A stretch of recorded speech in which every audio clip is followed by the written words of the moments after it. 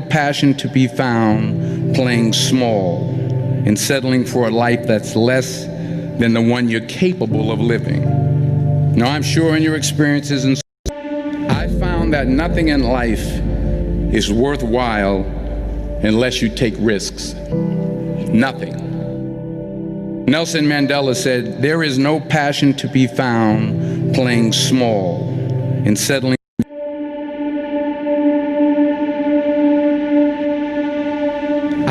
That nothing in life capable is of worthwhile. Now, I'm sure in your experiences, nothing.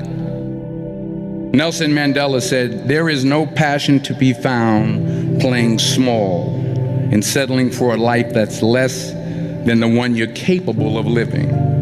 Now, I'm sure in your experiences in school and applying to college and picking your major and deciding what you want to do with life, I'm sure people have told you to make sure you have something to fall back on.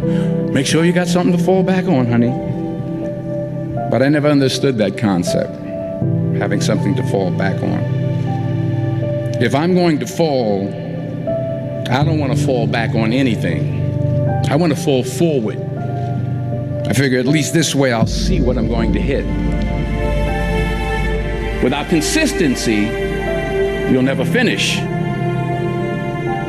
So do what you feel passionate about. Take chances. Don't be afraid to fail. There's an old IQ test was 9 dots, and you had to draw 5 lines with a pencil within these 9 dots without lifting the pencil. The only way to do it was to go outside the box. Don't be afraid to think outside the box. Don't be afraid to fail big, to dream big. But remember, dreams without goals are just dreams.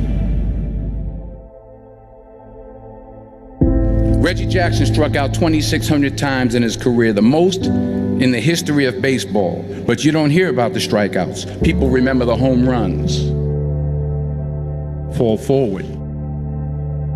Thomas Edison conducted 1,000 failed experiments. Did you know that? I didn't know that. Because the 1,001st was the light bulb. Fall forward.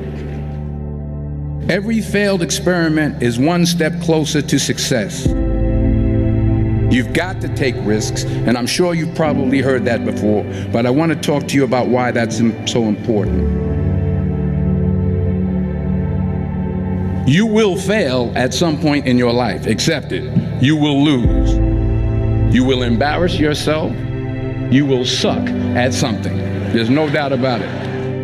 And I know that's probably not a traditional message for a graduation ceremony, but hey, I'm telling you, embrace it, because it's inevitable.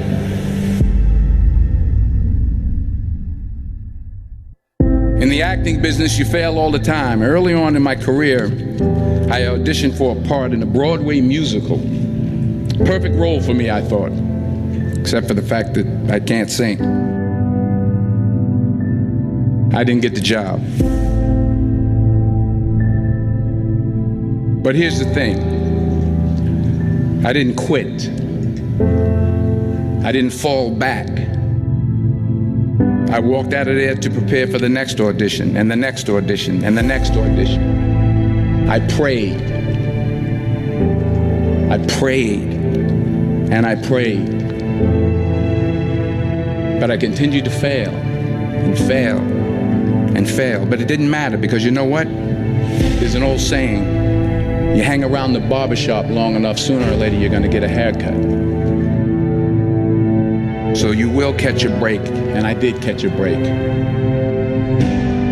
Last year, I did a play called Fences on Broadway.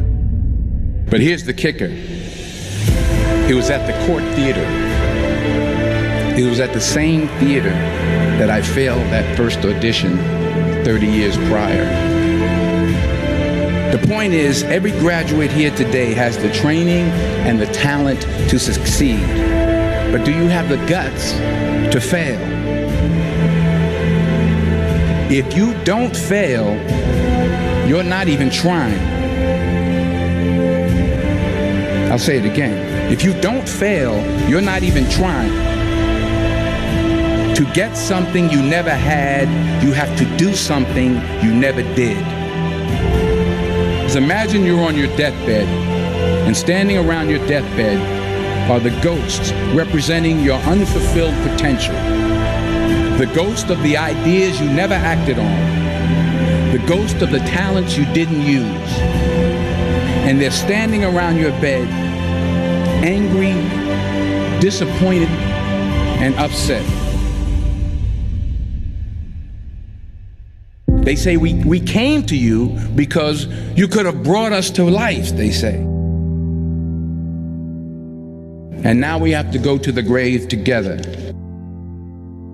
So I ask you today, how many ghosts are going to be around your bed when your time comes?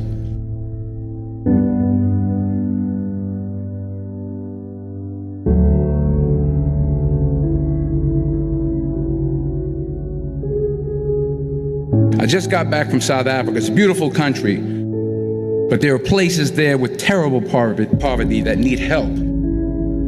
And Africa is just the tip of the iceberg. The Middle East needs your help. Japan needs your help. Alabama needs your help. Tennessee needs your help. Louisiana needs your help. Philadelphia needs your help. The world needs a lot, and we need it from you. We really do. We need it from you young people. I mean, I'm not speaking for the rest of us up here, but I know I'm getting a little grayer. We need it from you, the young people, because remember this. You got to get out there. You got to give it everything you got, whether it's your time, your talent, your prayers, or your treasures. What are you going to do with what you have? I'm not talking about how much you have. Some of you are business majors, some of you are theologians, nurses, sociologists, some of you have money, some of you have patience, some of you have kindness, some of you have love, some of you have the gift of long suffering, whatever it is, whatever your gift is. What are you going to do with what you have? All right, now here's my last point about failure. Sometimes it's the best way to figure out where you're going. Your life will never be a straight path. I began at Fordham University as a pre-med student. I took a course called cardiac morphogenesis. I couldn't read it, I couldn't say it, I sure couldn't pass it. So then I decided to go into pre-law, then journalism.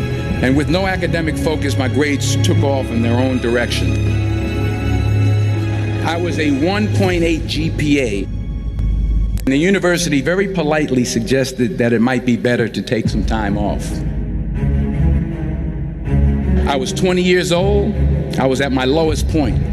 And then one day, and I remember the exact day, March 27th, 1975, I was helping my mother in her beauty shop. My mother owned a beauty shop up in Mount Vernon. And there was this older woman who was considered one of the elders in the town. And I didn't know her personally, but I was looking in the mirror, and every time I looked at the mirror, I could see her behind me, and she was staring at me. She just kept looking at me. Every time I looked at her, she kept giving me these strange looks. So she finally took the dryer off her head and she said something I'll never forget. She said, "Young boy, I have a prophecy, a spiritual prophecy." She said, "You are going to travel the world and speak to millions of people." And in the years that followed, just as that woman prophesied, I have traveled the world and I have spoken to millions of people through my movies. Millions who up till this day couldn't see me, who up till this day I couldn't see while I was talking to them, and they couldn't see me, they could only see the movie. They couldn't see the real me. But I see you today, and I'm encouraged by what I see. And I'm strengthened by what I see. Because taking risk is not just about going for a job. It's also about knowing what you know and what you don't know. It's about being open to people and to ideas. Chances you take, the people you meet, the people you love, The faith that you have, that's what's going to define you. Never be discouraged. Never hold back. Give everything you got. And when you fall throughout life, remember this: fall forward.